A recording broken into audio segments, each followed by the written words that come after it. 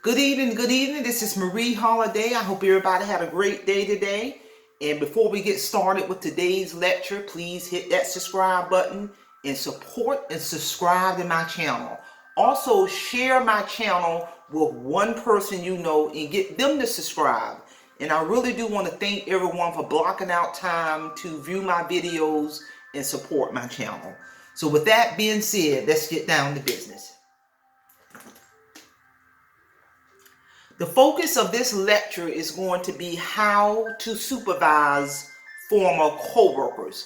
How to supervise former coworkers. I'm going to give 4 powerful tips on how to do this. You know, throughout my career, I've had opportunities to supervise many people who I was once co-workers with. You know, in my current role as a supervisor now, or quite a few of the people who I supervise now, I at one point was a co-worker. So I'm going to give you some powerful tips based off my experience as a leader, as a supervisor throughout my current career all the way up until the present in my supervisory role. So if you are a supervisor who are supervising someone who you were once a co-worker with, pay attention. And even if you're not a supervisor in that position right now, you could get a promotion and have the opportunity to be in a position to supervise someone who you were once a co-worker with. So pay attention. Number 1, keep the social life out of the workplace. That's very important. Avoid socializing with former co-workers who you now supervise.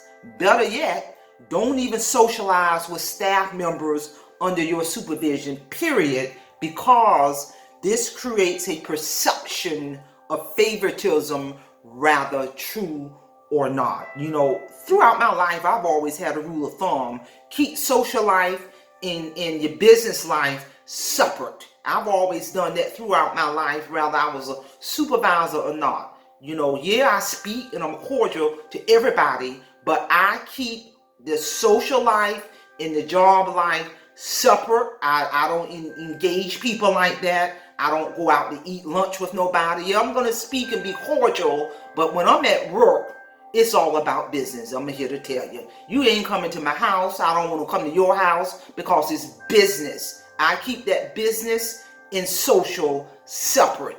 So when I transition from working with my coworkers, now I'm supervising these people who I used to work with. That, because of the way I operate anyway, it made it kind of easy for me, but I still need everybody to pay attention to these tips. Number 2, as a supervisor, avoid whispering and having private conversations. If your staff see you whispering or talking to a former coworker who you now supervise, even if it's innocent, I'm here to tell you, that's your other staff. They're going to assume or be thinking or have the perception you're talking about them or self-disclosing information about them to that former coworker who you now supervise, and that's going to create tension in the workplace, and I'm here to tell you. So avoid whispering and having private conversations with former co-workers who you now supervise because of that perception.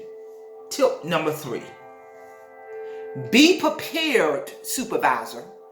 Be prepared for the cold shoulder by former co-workers who you now supervise. Because in their mind, they may be thinking that now you're too good for them because you got this promotion, etc. Or they may be thinking, oh, I can't trust you now because you don't got that promotion. And that's all the kind of thoughts that could be going on in the mind of that former co-worker who you now have to supervise, whether it's true or not. So be prepared for that cold shoulder and don't take it personal. I'm here to tell you. Tip number 4, which is very important. New supervisor or current supervisor or future supervisor. Number 4, don't let emotions sway you. There may be times that you have to do something you don't want to do to a former coworker, such as this could be something as small as disciplining them or documented counseling, or leading all the way up to dismissing that staff member who was once a former coworker. It's not personal. You have a job to do just like they have a job to do. That's why as a supervisor, you're documenting observable behavior that's not congruent with policy and procedure. And that's one of the things I do as a supervisor. When I'm having staff meetings, I'm always revisiting certain policies and procedures if I see problematic behavior on the team, and I'm gonna document that. It ain't personal, it's all about business, because the way I look at it, I got to protect my career and my credentials. Like I said, I speak and I'm cordial to everybody, but I ain't gonna like nobody that much to the point where I'm gonna jeopardize my livelihood, my credentials, my retirement, and etc. if a person I supervise select to violate policy and procedure. I'm here to tell you. In addition, being a supervisor means you're gonna have to handle these type of tasks without letting your emotions cloud your judgment. And I'm here to tell you, don't let your judgment become clouded just because the person was a former coworker. Because in that workplace, you can be cordial to everybody, but at the end of the day, at the end of the shift, we all got a job to do. And I'm here to tell you, overall, you just have to ensure that you are fair to your former coworker, fair to everybody, without letting others see you being impartial despite the subordinate being your former coworker. You need to be seen as objective. You need to be seen as fair and consistent across the board as a supervisor.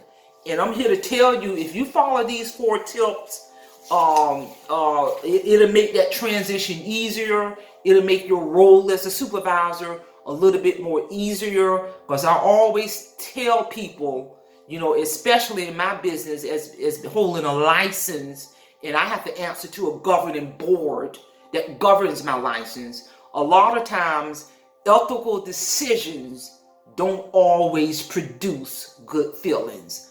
A lot of time, implementing policy and procedure might not always produce good feelings. But at the end of the day, like I said, I got my credibility in my career, in my license to protect, because I worked long and hard to get them, and I'm here to tell you. So I hope these tips help. With that being said, don't forget, please hit that subscribe button, hit that notification button, support and subscribe to my channel. And with that being said, Supervise, Semper Fidelis, and I'm going to leave you in the care of your own conscience. Have a great evening.